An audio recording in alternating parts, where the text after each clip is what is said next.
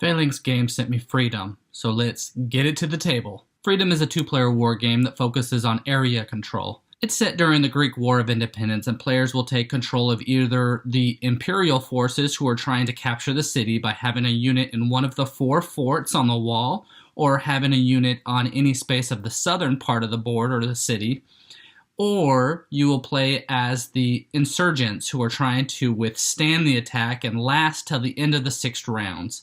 On top of those goals, if your morale ever drops to 0, you will automatically lose. The board is set up with units automatically placed in specific areas on the board. The Imperial player, or the Red player, will start with 30 units, 2 cannons on the map, with 5 units and 1 cannon placed in the camp. The Insurgent player, or the Blue player, will start with 9 units, with each island having an additional 1, 4 cannons, and 8 civilians within the city. Players will start with a set number of morale, money, supplies, population, and plea for funds or help. Cards will be split into 2 decks. The A deck will be used during the rounds 1 through 3, and the B deck will be used during the rounds 4 through 6. Each player will start with 8 cards from the A deck. Now there are 5 phases in each round, and during the administration phase, which is skipped in round 1, you will move the round tracker forward, and if it's the 5th or 6th round, the Red player will actually lose 1 morale at this time. But mainly in this phase, players will draw 7 new cards from the deck that matches that round. During the opening phase, the Red player will perform an advancement actions and choose a row and moves up to 5 units 1 space forward.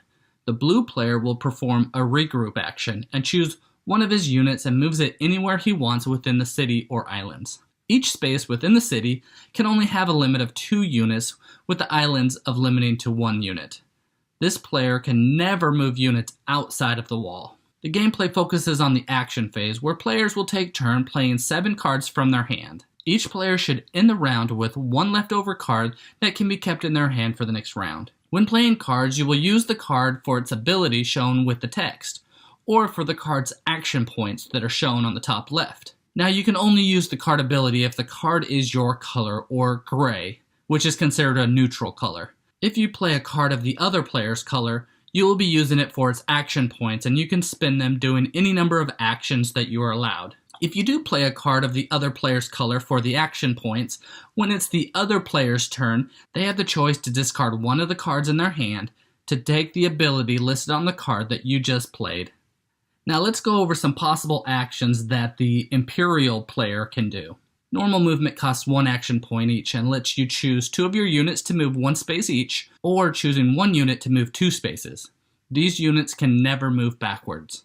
Slow movement costs 1 action point and lets the player move 1 unit, 1 space, in areas that require this type of movement, like spaces around the island, spaces around the southern part of the city, and spaces on the wall. The Imperial units can only have a limit of 3 units per space, and if and when they get on the wall, they will be limited to 2 units per space. The attack action costs 1 action point, and units will attack adjacent spaces with units from the other player. 2 d8s are rolled, and with the result of anything that's 8 or higher, the attack is successful. Whenever the last unit is removed from a space, the opposing player can choose to either increase their morale by 1 or decrease the other player's morale by 1. Now, when attacking on a space on the wall from the main area, there is a +1 bonus for the Imperial player for every damage on that space. There can be up to 2 damage, so if this happens, a roll of a 6, 7, or 8 would be considered successful. The 4 forts have better defenses and gives a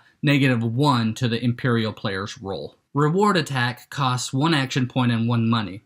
This results in a +2 bonus to all rolls for attacks performed on the same turn, meaning the remaining action points from the same card. Preparation costs 1 action point and allows the player to store action points for future use. These action points can only be used when wanting to perform an action that would otherwise be unable to perform. Support area costs 2 action points.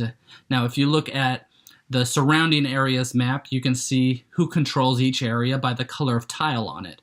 If this area has support markers on it, it will strengthen the player's control of it.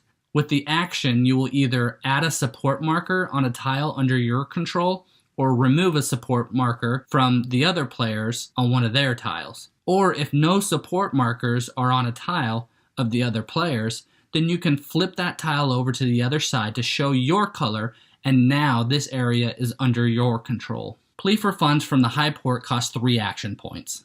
For the Imperial player, help will be easy at the beginning and tougher as time goes on. 2d6s are rolled, and if the result is less than 12, the plea is successful, and the player gets 3 money and moves the marker on the plea track 2 spaces forward.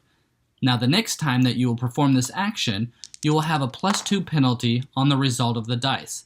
If it is successful a second time, then a +4 penalty will be used, and so on. Lastly, you can build a cannon, which costs either 3, 5, or 7 action points, depending on which row that you want to add the cannon to. The third row will cost you 3, and the row adjacent to the wall will cost you 7. To build a cannon, you will need to have the action points to do so, have an available cannon in the camp area, you will need to have a unit in the space where you want it to be built, and there can't be another cannon in that same space. The black cubes represent cannons. Those are all the actions that the Imperial player can perform. Now, the Insurgent player has actions that are similar as well as unique. The player can regroup at a cost of 1 action point. This is the same action that is performed during the open phase, but 1 unit can be moved anywhere in the city or islands. Attacking costs 1 action point and is similar to the other player, except for the result of a 6, 7, or 8 counts as a success for the Insurgents. And unlike the Imperials, the Insurgent units can perform multiple attacks in the same turn. Preparation costs 1 action point and will store the action point for the use of bigger actions like raid, plead for help, repair the wall, train civilians, and build cannons. Support area costs 2 action points, and it is the same action as I explained that the Imperials can perform. Raid costs a different amount depending on how far you are raiding from the walls. If the raid is in the third row, it will cost 3 action points. If done on the first row, then it will cost 1. To raid, there will need to be no other Imperial units in the spaces between the target and the wall. The player will roll a d8, and a result of 5 or higher is a success, and the Imperial unit will be removed from that space. Plea for help from the government costs 3 action points. In the beginning, the government most likely won't respond, but after a lot of pressure, it may eventually give and provide some help. The marker on the plea track is moved 1 space forward. At the end of the round, there is a check for success roll, with each space on the track counting as a +1 to that roll. Repairing the wall will cost 4 action points, and the Insurgent player must have a unit in that space to repair it. Train civilians cost 4 action points. The Insurgent player will remove a civilian cube from the city and add a new unit anywhere he wants. Build cannon costs 4 action points plus 1 supply. The player must have a unit in the space where the cannon will be built. Now, those are all the actions available for the Insurgent player. After all players have used their actions, you will go to the next phase. The next phase is the cannon phase, where the cannons will all fire. Players take turns choosing a cannon, announcing where they will fire, and rolls 2d6s. The cannons can target in a pattern from its space, expanding outwards as you see here. This is also the case for the opposing player, as you can see here. The distance to which the cannon fire determines its chances for success.